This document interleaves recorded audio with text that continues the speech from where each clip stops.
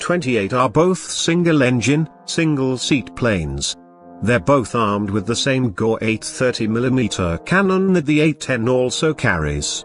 In proposing the machete reproposing it, Stavati is hoping to benefit from the Air Force's renewed interest in a light attack plane to complement the 1970s vintage A-10.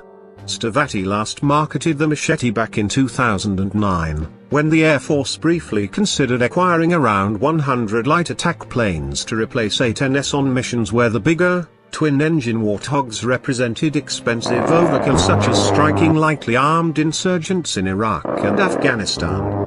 A turboprop attacker costs around $1,000 per flight hour to operate. An A-10 can cost more than $10,000 per flight hour. Ultimately, the Air Force opted to buy just 20 A-29 Super Tucano light attack turboprops from Brazilian firm Embraer in order to donate them to the Afghan Air Force.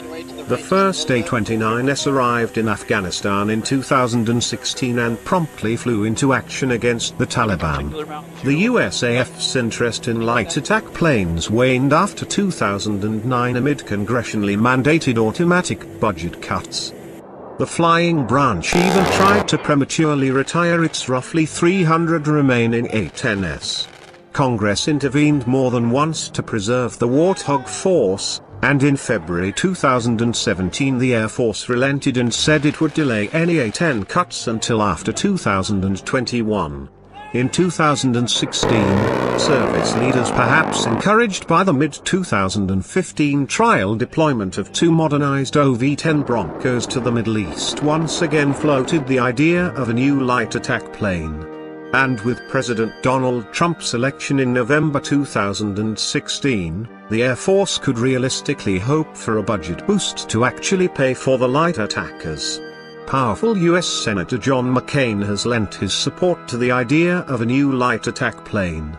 McCain's proposed military reforms include acquiring 300 light attackers for the Air Force. General Dave Goldfein, the Air Force's chief of staff, said McCain's proposal was a great idea. Stavati's machete exists only on paper.